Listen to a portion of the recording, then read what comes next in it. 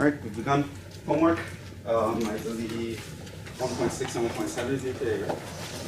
Questions on the homework. Start with 1.6.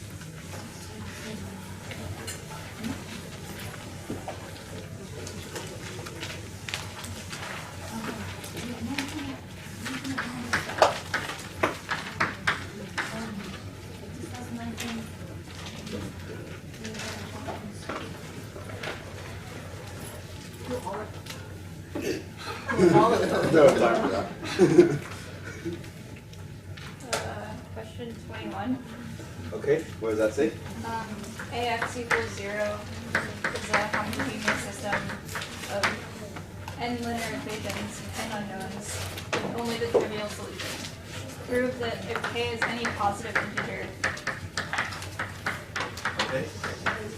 then a to the k x equals 0 also has only the trivial solution.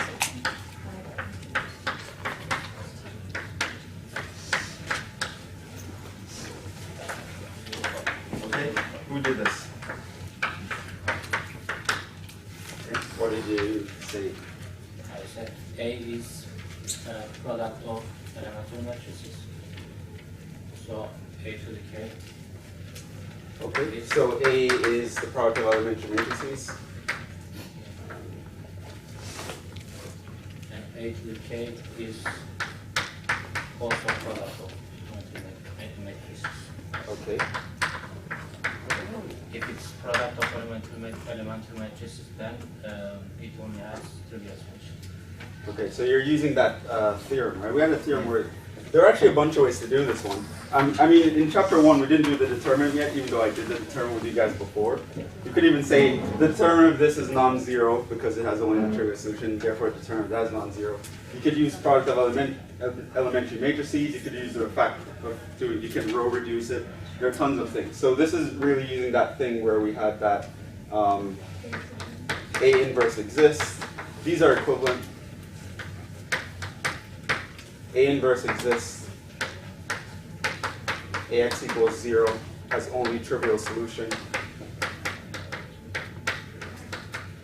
We know that AX equals B is always consistent with unique solution. Right? We know that A is product of elementary matrices. Later we learned that the determinant of A is non-zero. Right? There are a bunch of these that are equivalent. You can pretty much use any one of them. You can use it. Technically in chapter 1 we didn't use the determinant yet in the book, but we talked about it in class. So you could use a determinant, you could use, any of these things where you can connect any one of these to that equation and you end up with the same thing. And the idea is A to the K in terms of the solution is going to be A to sim.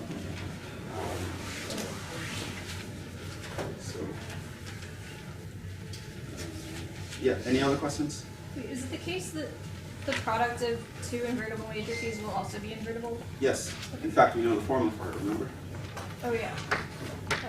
AB inverse is the inverse A inverse. Which is on Sock's law? Yeah. Yeah, so product of invertible matrices is always inverted. Other questions? Right, which again is another thing where you could look at this, right? You'll know that A is invertible by this. And so A to the K would be invertible because it's a product of a bunch of invertible matrices.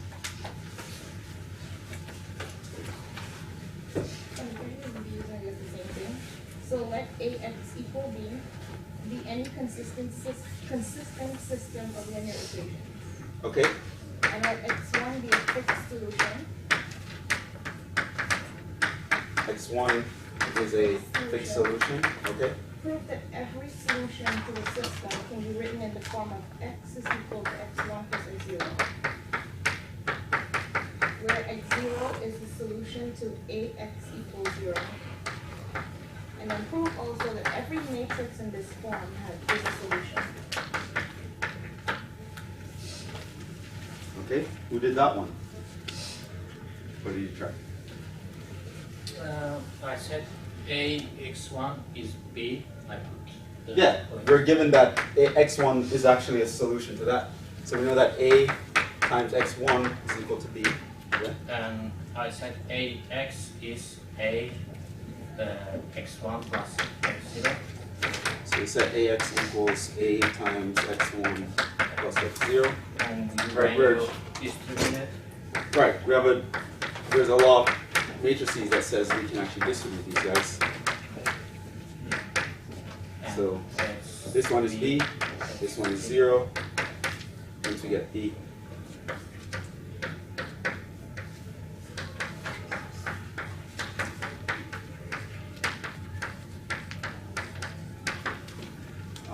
The fact that you can show that any other thing in this form would also be a solution, just assume X2 is some other solution. A very similar argument gets you that. So that's not a big deal. But yeah, you pretty much use the fact that matrices distribute across sums. Other questions?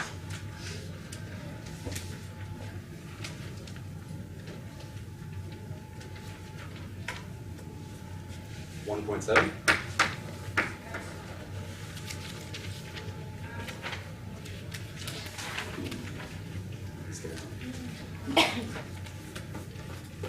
Questions on 1.7? Or just easy? I think you're doing on page 47. Yeah, we love this. Okay. Prove if A to be A transpose A is equal to A, then A is symmetric and A is equal to A squared.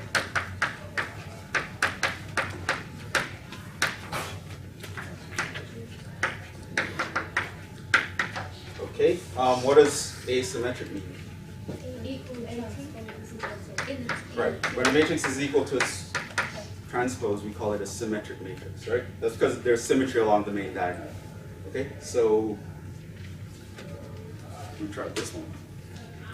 Instead of using the A1, like you write out the entries of the matrix and say A11, A12. I don't think you need to go that deep into this. That. You're given this equation, remember. just take transpose of two sides. Yeah, since A is equal to A transpose this, I can take the transpose of both sides.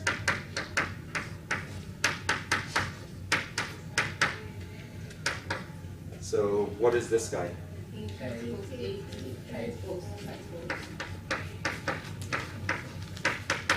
Right, transposition also have that shoes and socks law. You have to undo it the other way. Okay, so A transpose transpose is? A. So this is just A transpose A, right? And so what does that tell us? That's also A. We're given that that was A. So this means ultimately our A transpose is equal to A. Which means A is symmetric. How would you show that A is equal to its square? I said A transpose A is equal to A transpose.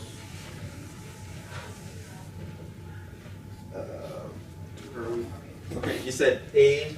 Transpose A is A transpose. Okay. Then A has to be identical. How did you make that jump? Because when you're doing something with a matrix, you getting the same matrix. Doesn't that have to be identical?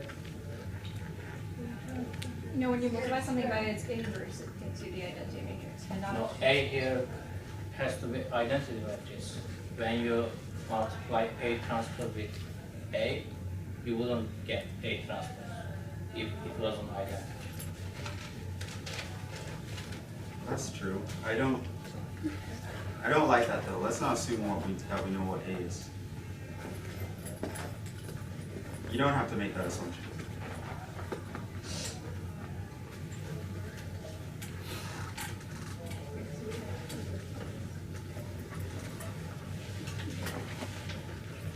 You probably have to still check.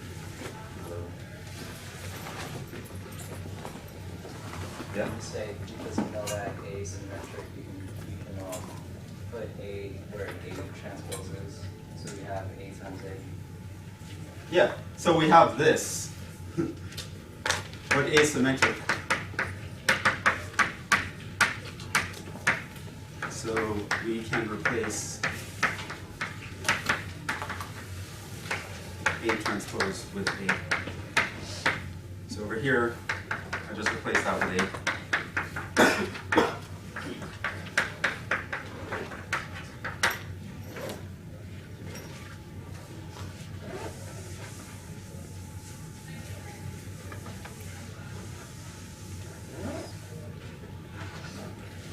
Other questions?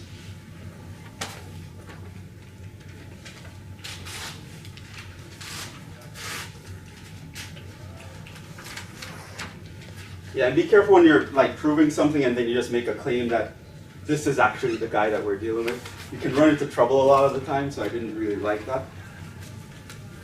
Because there's always that idea of what if you miss something, you know, to just say, you'd have to like show or prove that that's the only thing it could be. So I just wanted to get around that. It was actually pretty easy to get to A squared by just replacing this because you know it's symmetric. So I wouldn't do anything like, oh, this is definitely the guy. Yeah. It wasn't necessary. Other questions? Sure, yeah. We have a test on Wednesday. We're going to need to prove things, so why not? Oh, prove the following fact about skew symmetric matrices. And the first fact is Wait, what does Q symmetric mean? A is skew symmetric? Yeah. Means?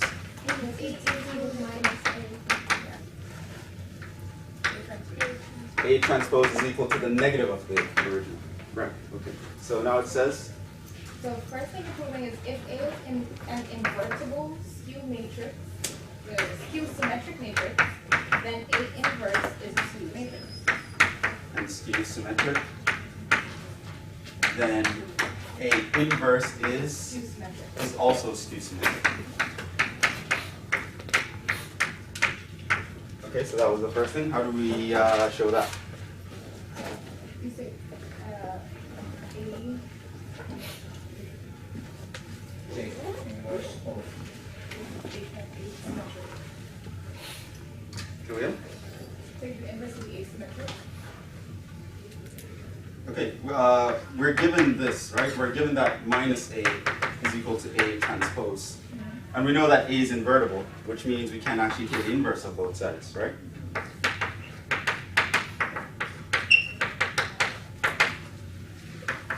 What's the inverse of this?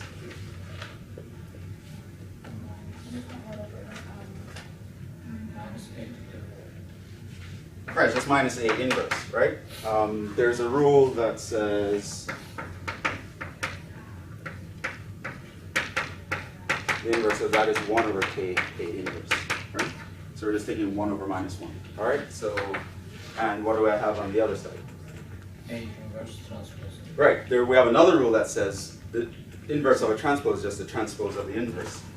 So this is A inverse transpose, which means that's directly means that it's skew symmetric. Right? Because its transpose is equal to its negative.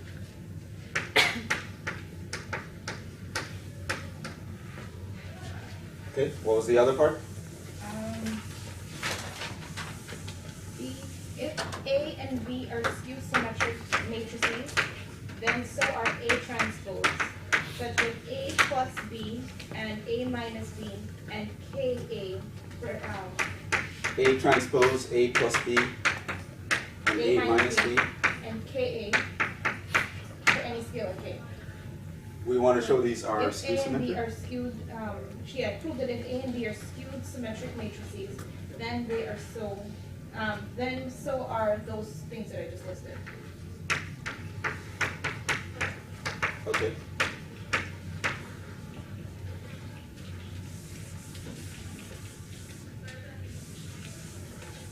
Can I get 4 different people to prove each one? Is that asking too much?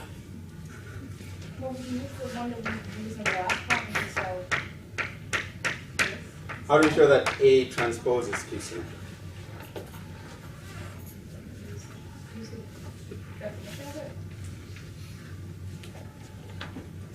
Okay, so how? Tell me what do I write? A transpose is equal to A, negative A. Okay, so I know that A transpose is equal to minus A. Take transpose of both of them. Take the transpose of both sides. A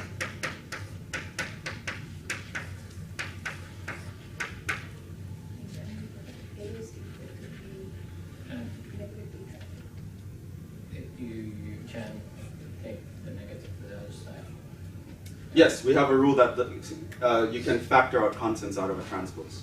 Right, that's actually a rule. So I can actually write this. Which means that's by definition what it means to be skew symmetric. I take the transpose of a matrix, I get the negative of the matrix. Right, so A transpose is skew symmetric.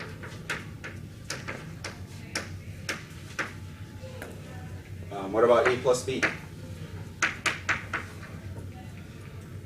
Well, I think like A plus or minus, we can do those both at once. The rules are similar. So what do you want to do? So we say like A transpose is equal to negative A. Well, no, we have a B involved. To show that something is skew symmetric, you have to show that its transpose is equal to its negative. You just take transpose of the total. Right, so if I take the transpose of this guy,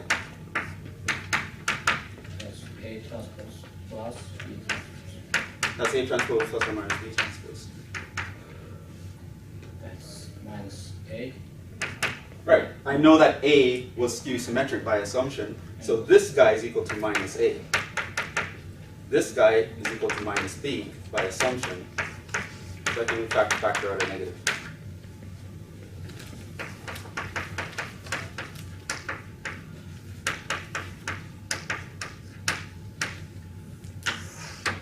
What about KA? Same. Take its transpose. This is that.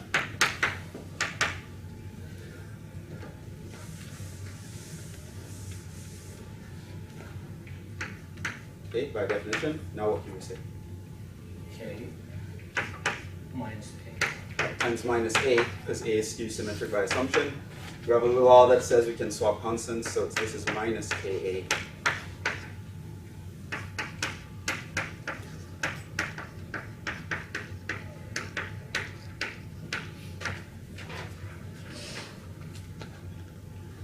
Are we okay? Yeah. So in the first exam, I'm not going to be asking any serious proofs. There will be sort of proofs like this, where I can like tell you a definition, and then I can ask you to prove some few things, which I should expect you to be able to use the definitions I gave you to help you along the way. Yeah. The second test. All right, we're going to move on. Pass the homework stuff.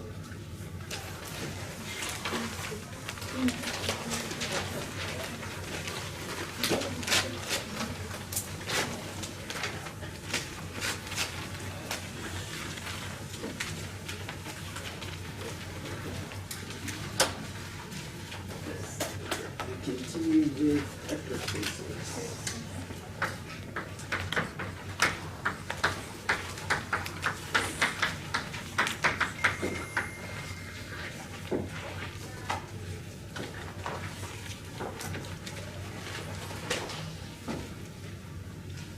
All the homeworks? Okay, so with those last two homeworks, we're done with the matrix algebra section of the course, which, as I was explaining,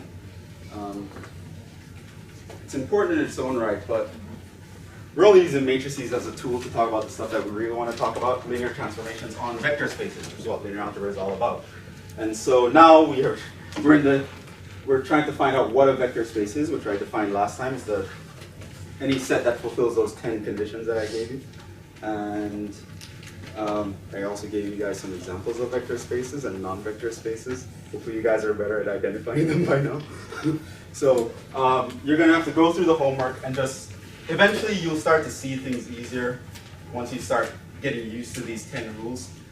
Start learning to think abstractly. And really just not get tied down into the familiar, right? Where you always expect certain things to be a certain way. The zero vector always has zero components. That's not true. It depends on the vector space that you're in, right? One is always the multiplicative identity. That's not true. Depends on the vector space you're in. So you really have to pay attention to what you're doing. And really, addition and scalar multiplication, we can define it however we want to cover any situation we want. That may or may not be helpful. So get that through your heads. That's an important thing, right? So one of the reasons why math is important is because it provides an abstraction for us to describe the real world. But it turns out, for it to get even more useful, we like to take abstractions of abstractions, right? So whenever we understand a mathematical object really well, we try to abstract that and try to see what other kinds of mathematical objects behave in the same way. And so we looked at vector spaces. We use vectors all over the place. We use it in Calc 3, we use it in physics, and we're like, hey, these vector things are really useful. What else behaves like vectors, right? That we can actually apply some of the rules that we know. And this came up with a notion of vector spaces, where we basically went down and wrote down the 10 things that Rn, the properties that it has, the nice properties that it has that allow us to do things with it. And we're like, hey, maybe some other things fulfill these. And it turns out that tons of things actually do. So now we're going to continue exploring them. Now we're going to start with a rule, well, a theorem. It's actually 4.11 in the text. So again, some of these things are going to seem obvious, but there are things that we have to prove. So, and you should get used to that. Right? Remember, we're thinking very generally now. We're not assuming that everything that was familiar will actually work. Right? Remember, we got in trouble with that in matrices. Right? Multiplication is not commutative and all that. There are things we just cannot assume. It might seem obvious when I write them down, but they are not obvious. So we have to actually prove them. Things like, let's just define this. V is a vector space.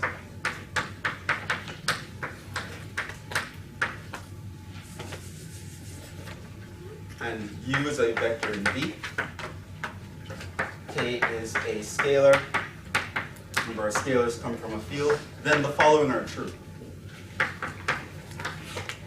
Turns out that 0 times U is the zero vector. Would never have guessed it, okay? If I take a scalar times the zero vector, I get the zero vector.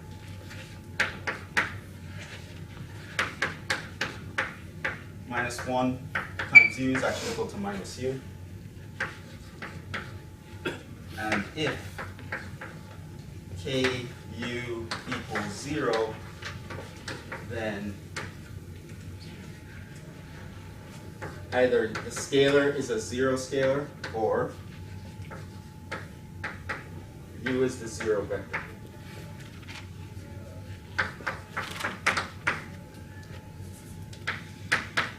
I like to go through these proofs just to sort of show you how we want to think abstractly about these things. Let's start by proving the first one. How do you think you can show that that is true?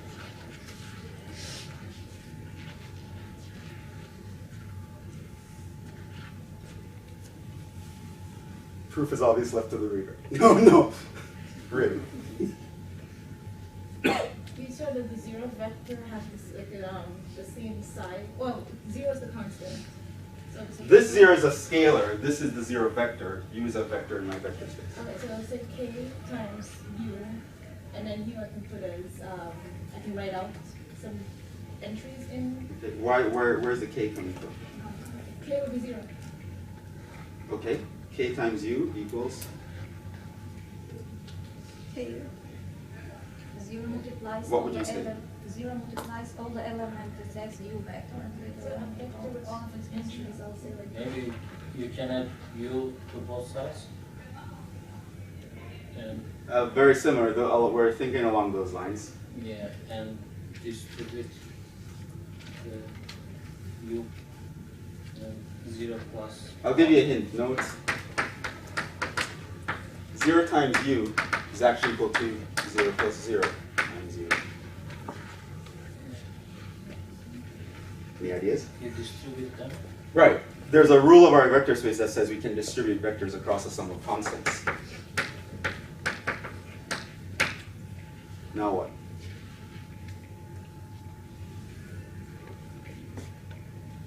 you deduct 0 times u from both sides. Actually, we can stop. Right? Look in the list of definitions for a vector space and tell me how they define 0. 0, the 0 vector is whatever thing when you add to a vector, you get itself. I just showed that when I added this to that vector, I got itself. I proved that this was 0. Right? So don't think of 0 as something where all the elements are 0. That's not how you think of it. 0 is whatever element I add something to itself, I add to something, and the result is the thing I added the 0 to.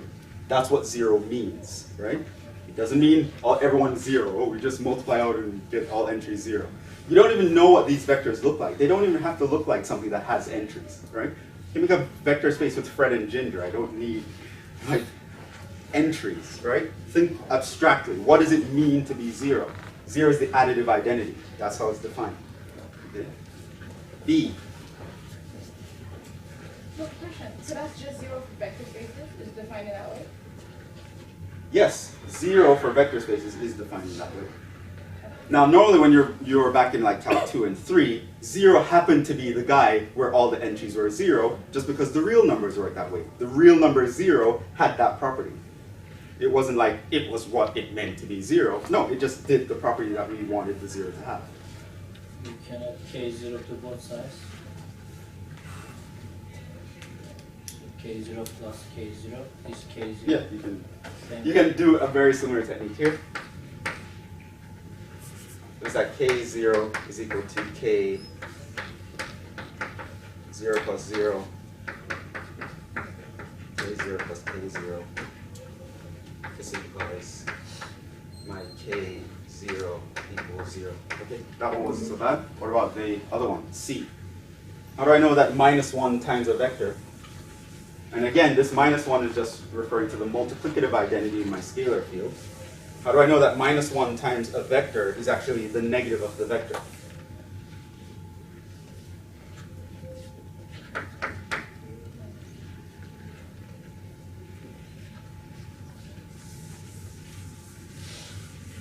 What does it mean to be the negative of a vector? When you add that to u, you're gonna have 0. Right. Minus u is a vector such that if I take u and I add minus u, the result is the additive identity. Okay, keep that in mind. So how would I show that if I take -1 times u, I get the negative of u? So would it be 0 minus 1 u vector is equal to... So do we use the same additive property with like 0 minus 1? We could use a similar additive property, yeah, but how do we apply it here? So I was thinking 0 minus 1 times the u vector, and then I distribute, so 0 u minus... Well, how do you distribute? 0 minus 1 times the u? No, in... What if you add u to both sides? I don't know.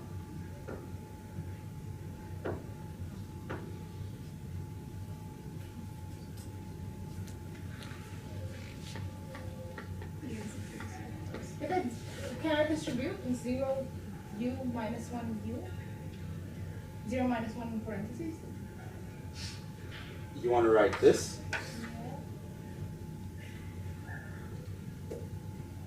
Okay, and so you'd have 0 u minus 1 u to be equal to what?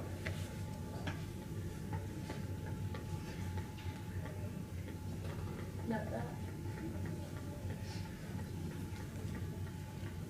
So ultimately, if you can speak forward a little, ultimately what we want is u plus Yeah, negative. I'm going to show that. Okay. Ultimately, what I want to show is that if I take u plus -1 times u, I get 0. That would prove that this is minus u. Ultimately, that's where I want to get.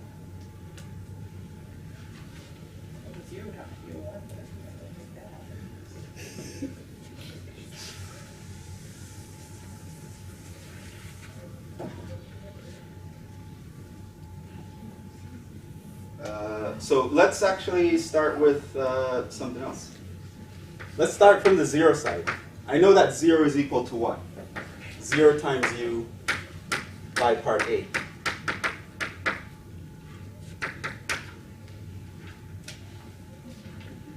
Gave you that. How do we get a minus 1 in there?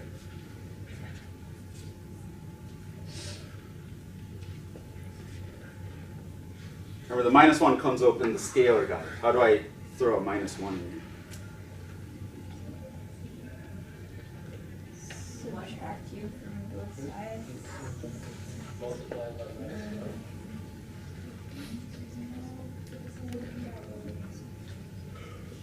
You're going too far. Occam's razor. Right? There's nothing in our list of 10 definitions that talks about adding stuff to both sides of an equation or multiplying both sides of an equation. 0 I can actually write as 1 plus minus 1. Why didn't you say something? No, I did, but I always. I didn't hear you at all. Okay, so now what can I do here? And then distribute. I just distribute. So this is 1 times u plus minus 1 times u. What is this guy?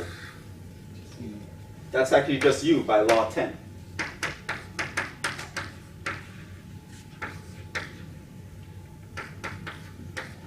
See, when I said 0 minus 1, you should have said u. Yeah, I needed you to find it yourself though. So this actually means that minus 1 times u is actually equal to the negative of u. It is the vector when I add to u, I get the additive identity. Okay?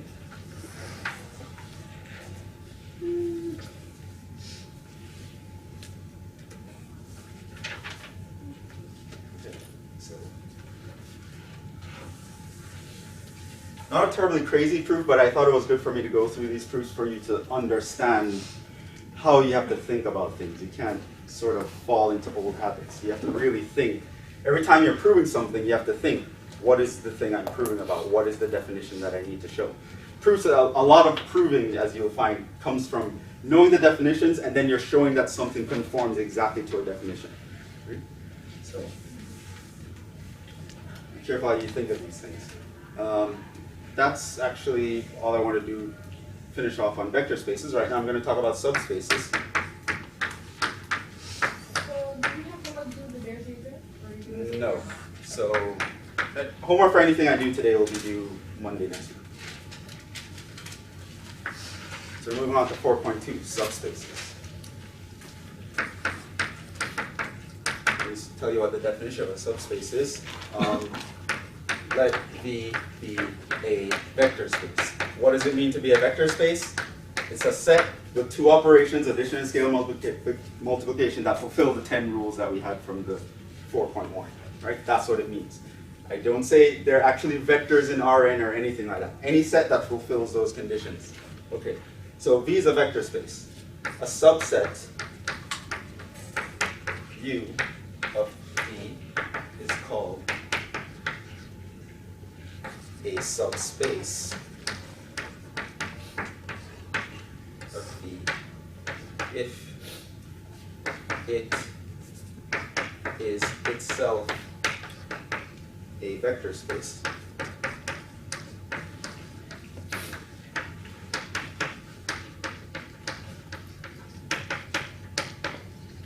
With respect to the operations.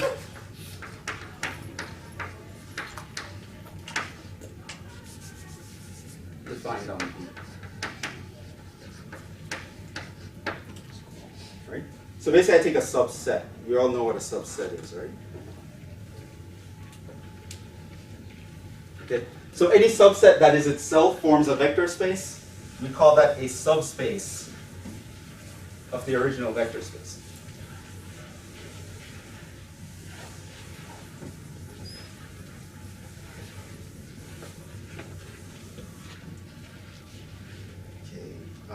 How do we figure out if something is a subspace? You think for that we have a theorem. Let V be a vector space.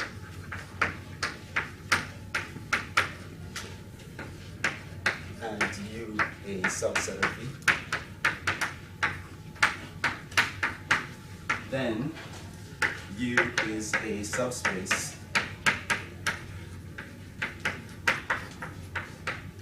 if two conditions hold. U is closed under addition. That is, i.e., if U1 and U2 are elements of U, then U1 plus U2 are in U, right? The plus here is not just plus like in real numbers. Whatever rule of addition I made up for this particular vector space, right? And 2, U is closed under scalar multiplication.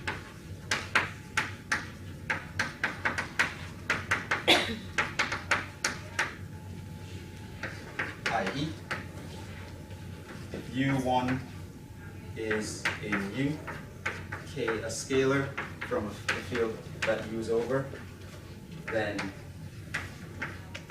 K times U will be in U. Right? And again, the plus and scalar multiplication is defined as how we defined it before. It's not always the usual way you expect addition and scalar multiplication to defined. Right? Now, in your book, they actually prove that this is true. I'm not going to prove that it's true. But a lot of the rules in the list of 10, they follow right away. Just because the same elements in here are the elements in here, they automatically behave the same. So a lot of the rules you don't have to prove. So to actually prove these, you only have to end up proving like 2 out of the 10 laws. It's a kind of simple proof, so I won't even go through it. You can just read it. Not super instructive, so we'll move on. Let's talk about examples. So a lot of these, at least up to like section 4.4, we're going to be doing a lot of examples and definitions just to get you used to the kinds of things we're talking about, and then we'll actually do some cool stuff with it. So let's look at some examples. I'll start with some famous ones, the zero subspace.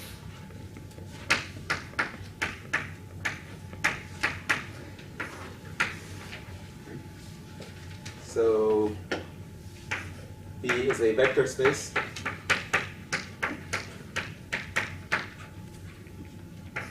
By the way, note that any vector space contains a zero vector, right? Not something with zeros in all the entries. Something that when you add to anyone else in the vector space, you get the thing back itself, right? Then, so if V contains 0, the set with nothing but 0 in it is a subset of V. And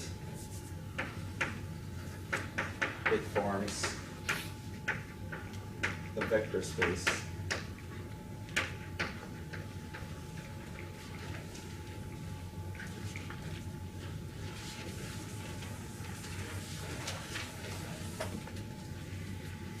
forms a vector space on its own. It's obviously closed under addition. At 0, there's only one guy to add to 0. 0 plus 0 is always going to be 0, so you get an element back in the set. If I take any scalar multiple times 0, I get 0, which is again an element in the set by the previous theorem that we proved. So it's a vector space. This means that 0 is a subspace of V. So this is the zero subspace, a very trivial subspace, right? So any vector space will have this as a subspace, the zero subspace. It's sort of a let's talk about subspaces. Another example, subspaces of Rn. There are a couple I want to mention.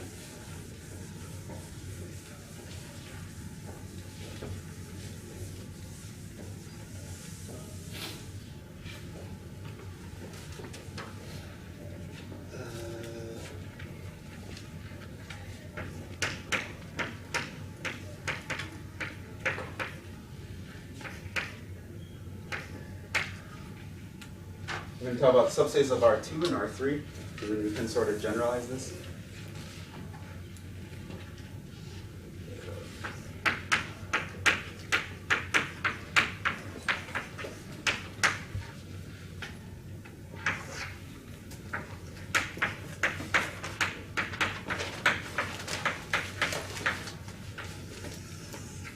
What are the possible subspaces of R2?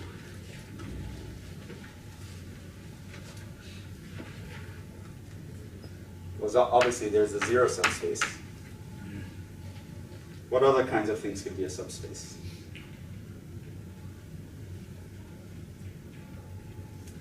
The integers? Integers. Of R. The integers are not in R2. Where are the integers? The integers are in R. Yeah.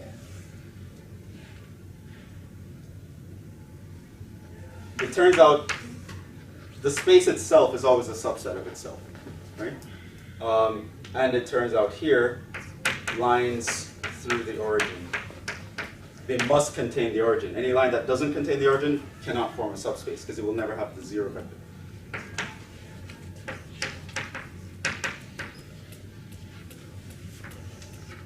And that's pretty much it. Similarly for R3, we can have this, we can have R3 itself, we can have lines through the origin. What else do you think we can have? Planes through the origin? Planes through the origin.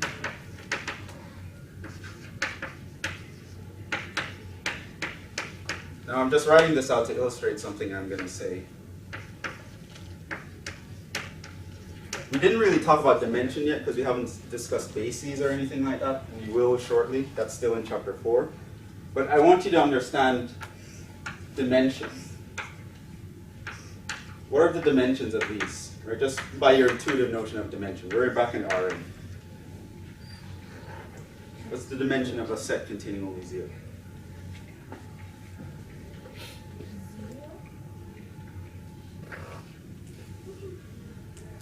What's the dimension of R2? 2. Which, by the way, we know it is a dimension R2 because you can take the I and j vectors and describe all of it, right? The fact that you can use 2 vectors to describe the space, which we'll talk about span later, and I'll explain what that all means that's the dimension, right? How many vectors it takes to describe this space in terms of linear combinations and spans. And okay, getting ahead of ourselves. This dimension is a line is what dimension? It's a one-dimensional thing.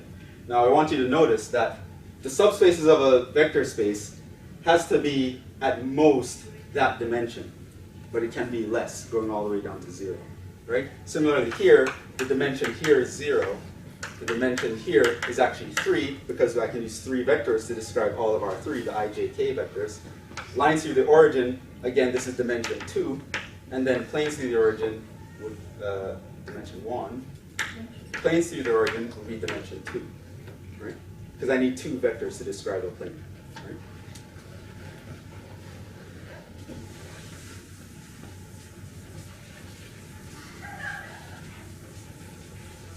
A similar kind of thing holds true for Rn in general.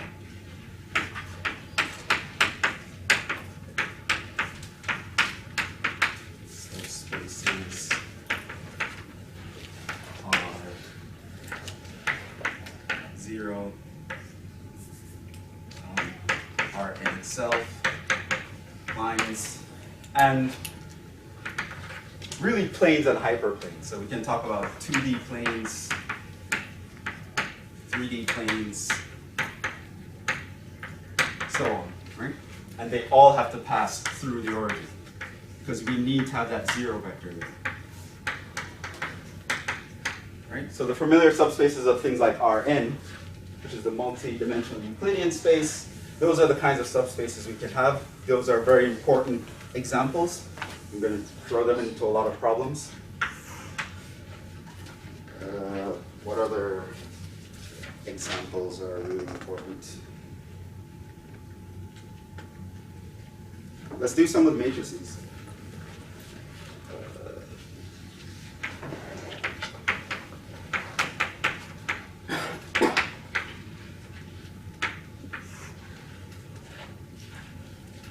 So we saw last time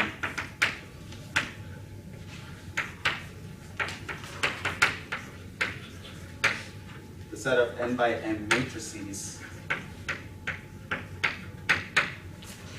forms a vector space.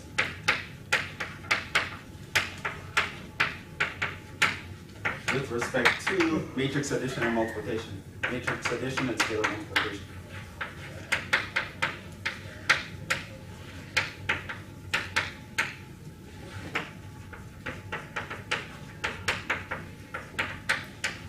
What are some subspaces of a set of matrices?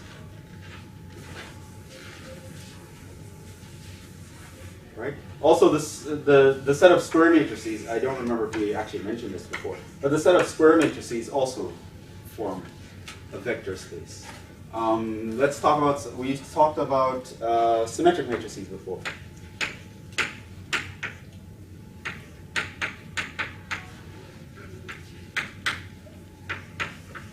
Subspace or not? We actually did enough in today's class to answer this. Hmm? Yes. Why? Because we proved that they're closed under addition and closed under multiplication. Right, we proved that if A and B are symmetric matrices, when we add them we get a symmetric matrix, and if we take a scalar multiple we get a symmetric matrix. So these are a subspace of the set of all matrices. Okay, what about invertible matrices? No. Why not? The addition of two invertible Right, matrices. they're not a subspace of M and because they're not closed under addition. In fact, I think we showed in last class, I can add two invertible matrices together and get something that's non-invertible.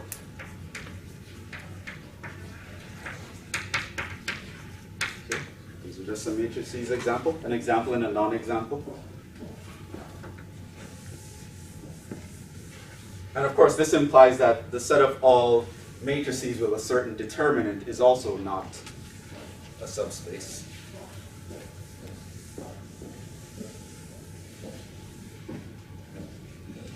Okay, what other examples do we want? Okay, how about this example? Take a subset of R2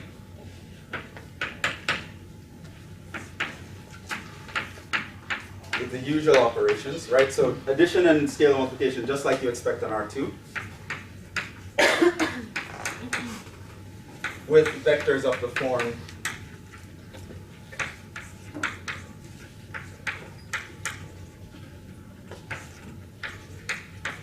a squared plus 1, where a is a real number. Subspace or not?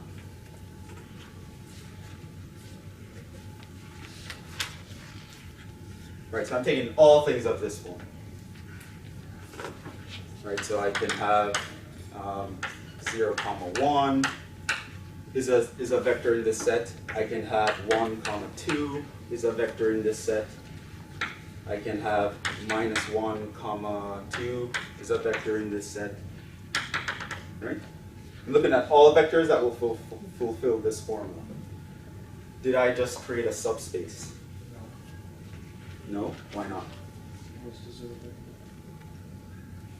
Not a subspace.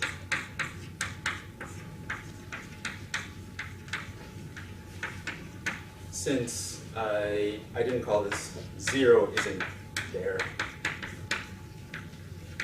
Right? So, okay, that's good. I'm learning to spot things. Right, so that wasn't a subspace.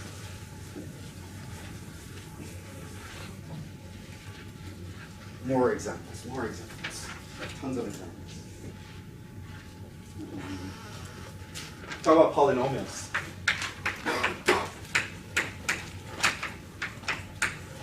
Right. Those guys that we've had before. The set of all polynomials is a vector space.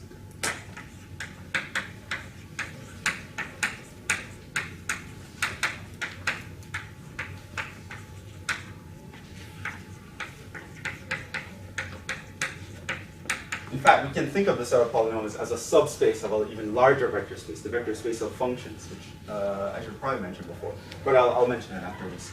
Right? These form a vector space. We also have a definition which we're going to use all the time. Pn is the set of all polynomials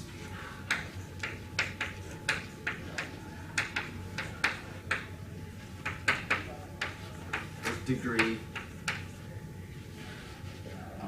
less than or equal to n, right? This is also a vector space.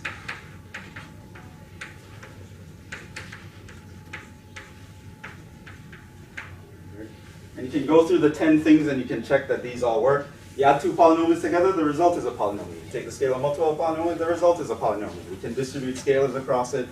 Right. There's a zero vector, which is the zero polynomial. Right. It has all the qualifications that makes it a vector space. It's a very important vector space, and we will be doing tons of things with this vector space. I think by later this chapter, even. I don't need to define what a polynomial is. Okay, what other vectors? Well, I talked about polynomials. Let's talk about functions. And I'll even introduce a notation. F from minus infinity to infinity is the set of functions defined on that interval. These are all vector spaces. We can have C from minus infinity to infinity. This is the set of continuous functions.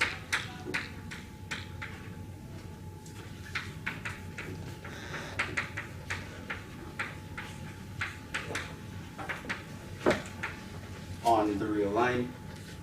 We can look at things like C1, which is really just a special case of Cn, which I'll be talking about. C1 of minus infinity to infinity. This is the set of all functions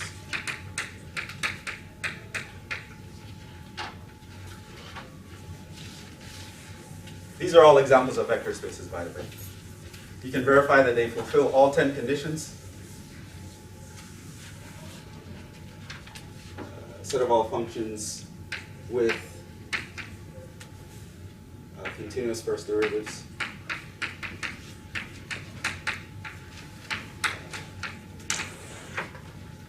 Cn, set of functions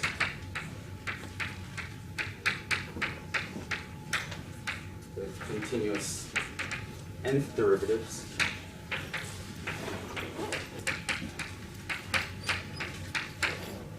C infinity,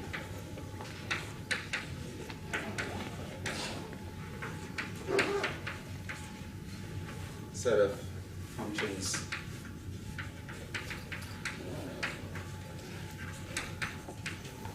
that are infinitely differentiable.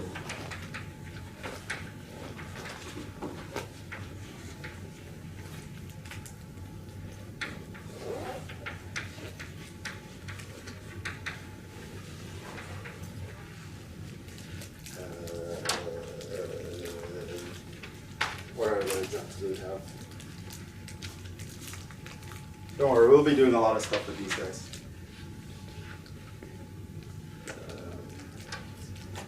Those are just some of the familiar sets we're going to be talking about. And especially if you're a math major, you go on to higher math classes, they're going to talk about these all the time. And like real analysis and abstract algebra and all that stuff.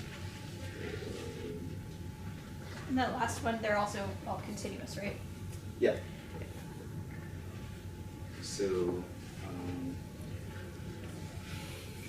by the way, can you guys tell me a function that's in C1 but not in C2? A function that you can only differentiate once?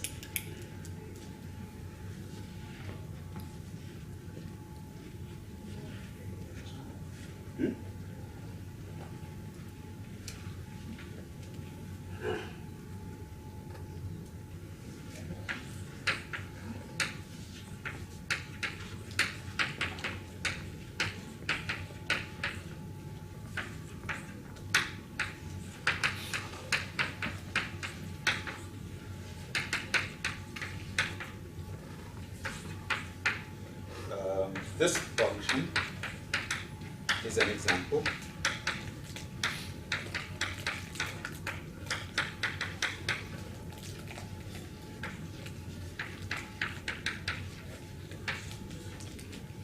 check the derivative at the origin is 0, but once you take that derivative, you cannot take any other derivatives at 0. Just throwing an example out there. So you can't say all constants? All constants? Constants fall under C infinity. You can keep differentiating a constant forever. Differentiate a constant, you get 0, and you can keep differentiating 0 forever. So polynomials also fall under C infinity. How these subsets fit together.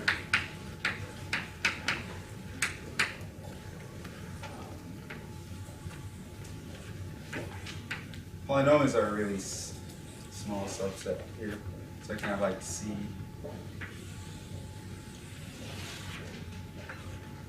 C1, and so on and so forth.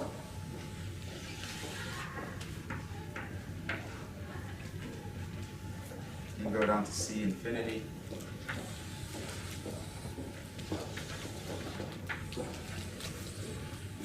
And F.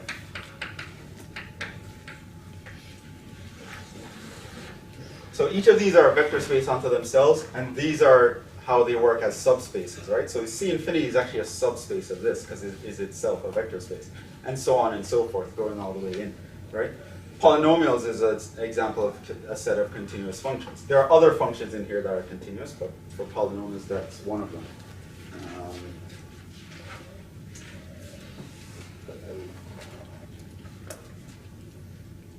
I think this, I wanted that to go the other way. So C1, C2, C, and C infinity.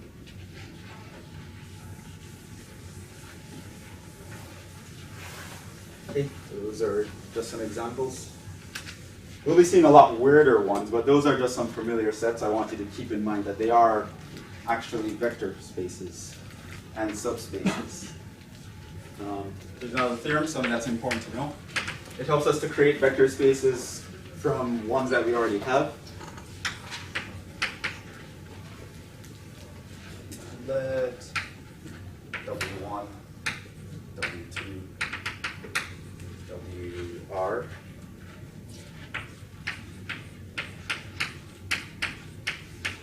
be subspaces of a vector space. Then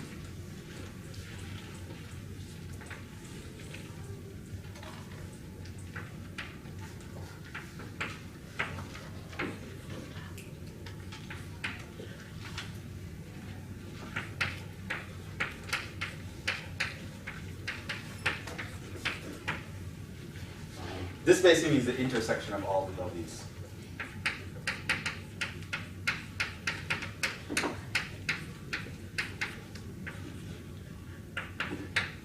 Right, so that's W1 intersect with W2, intersect with all the way up to WR. That's just the notation between these.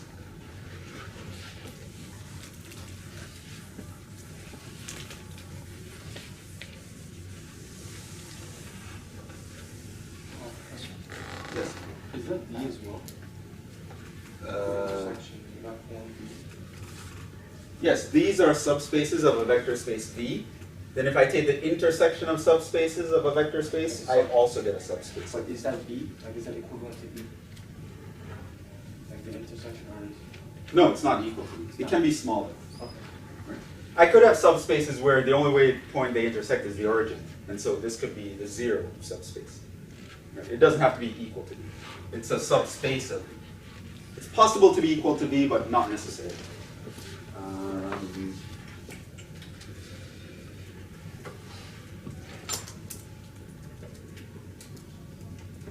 I don't think I want to show the proof for that, but read the proof in your book. It's easy to understand.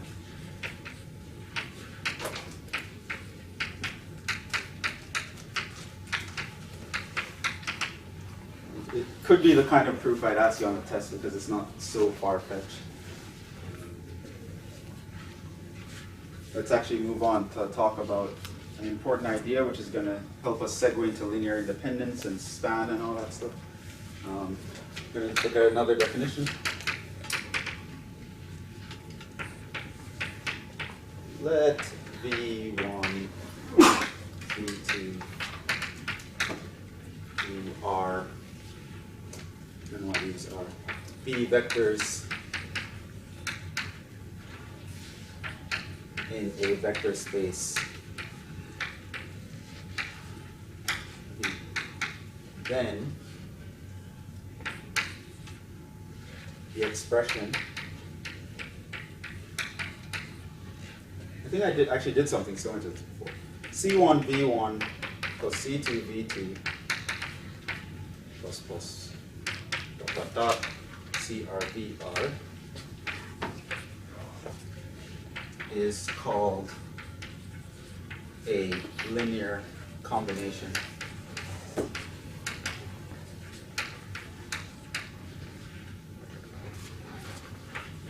Where the CIs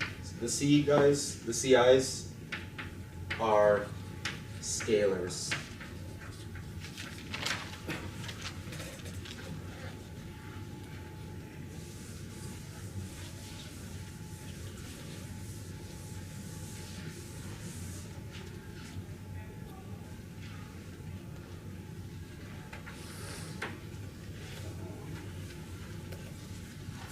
Let's call this W.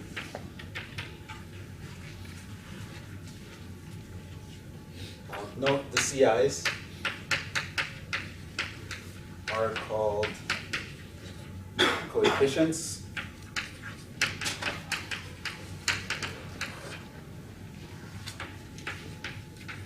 Later, we will call them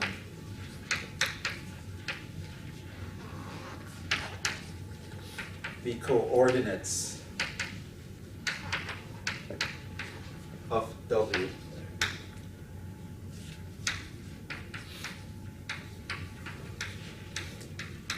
With respect to the set of vectors here.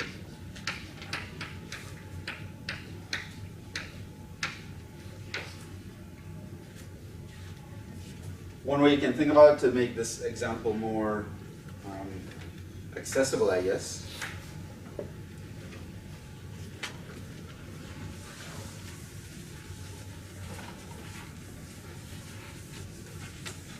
as to why I might even call them coordinates.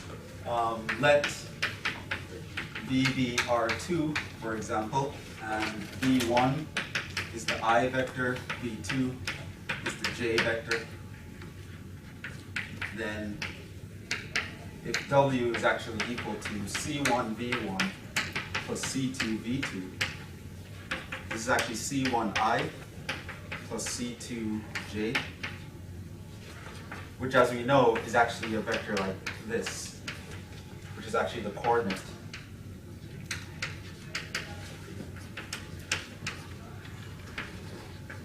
of W, right? In R2, that's how we write a coordinate, right? So you can actually give a location in some sense of an element in a vector space. So we can call them coefficients of this linear combination, or we can call them coordinates, right? And later on, when we talk about bases and things like that, we're going to talk about coordinates with respect to a certain basis. What else do you want to say?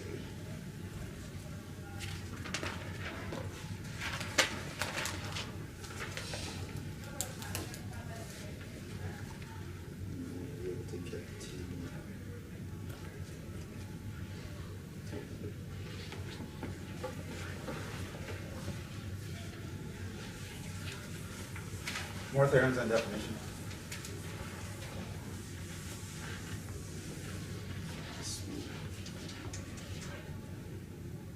Do we need to know that?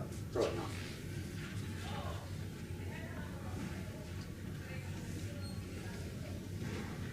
Well, you need part of it.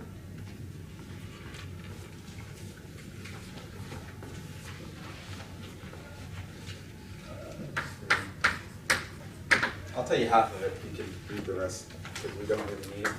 4.2.3a.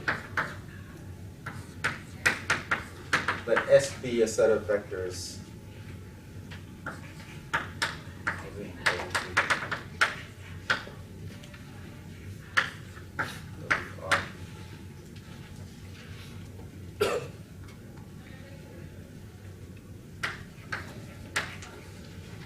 where the Wi are elements of the vector space.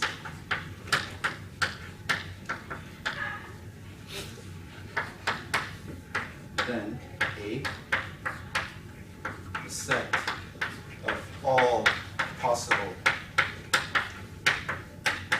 linear combinations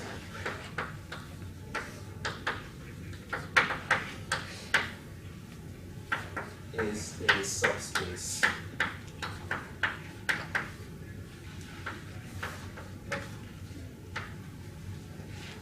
Another way to create a subspace. You take a bunch of vectors in your vector space, and you take all possible linear combinations, all possible arrangements of scalars to this expression. And if you take all of those collectively together, you actually form a vector space. You can get the zero vector by just making all the scalars the zero scalar, or whatever you need to get the zero vector for your space. But it will always form a subspace. In fact, that would be the smallest subspace that contains all those vectors, which was the other part of the theorem, but I don't think we'll need that.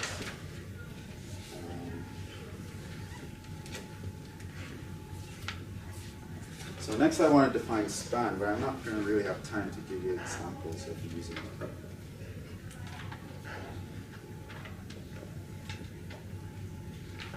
Yeah, I'm tired already. You can stop there. So remember, Wednesday we have a test. I have your stuff to pick up here if you want to get it. Not sure how much help it would be, but you can pick it up if you want.